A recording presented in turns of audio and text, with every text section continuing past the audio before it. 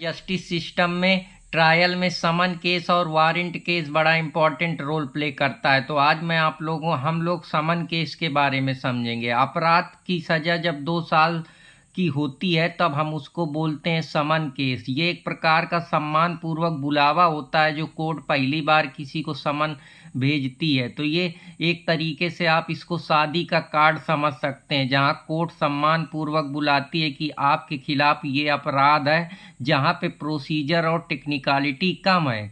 ये वही बात है कि ये पहला नशा है कोर्ट का। जैसे वो गाना है ना, पहला नशा और पहला खुमार। तो ये क्रिमिनल लॉ में वही है कि कोर्ट को जब पहली बार किसी अपराधी को पता लगाना होता है या कुछ गवाह से पूछना होता है तो सम्मन केस जनरली जारी करा जाता है। मान लीजिए ए है और बी है, बी ने 500 रुपए का नुकसान कर दिया, अब उसके खिलाफ मुकदमा दर्ज हुआ, अधिकतम सजा जो है उसकी 2 साल है। तो अब कोर्ट क्या करेगा, FIR कंप्लेन आएगी, मजिस्ट्रेट क्या करेगा, कॉग्निजेंस लेगा, एक्यूज जो है उसको समन जारी होगा, एक्यूज कोर्ट में उपस्थित होगा और उसको जो नोटिस दी गई है, जो उसके खिलाफ एक्यूजेशन लगाया गया उससे वो पूछा जाएगा, वो अपने एविडेंस देगा, क्रॉस एग्जामिनेशन होगा और जजमेंट आएगा। तो यहाँ फॉर्मल चार्ज जो है वो ना के बराबर बनाए जाते हैं, या तो फाइन लगाई जाती है, क्योंकि ये छोटे मोटे मामले होते हैं जहाँ 2 साल की सजा होते हैं। ऐसी सजाएं नहीं होती जो हीनियस होती हैं,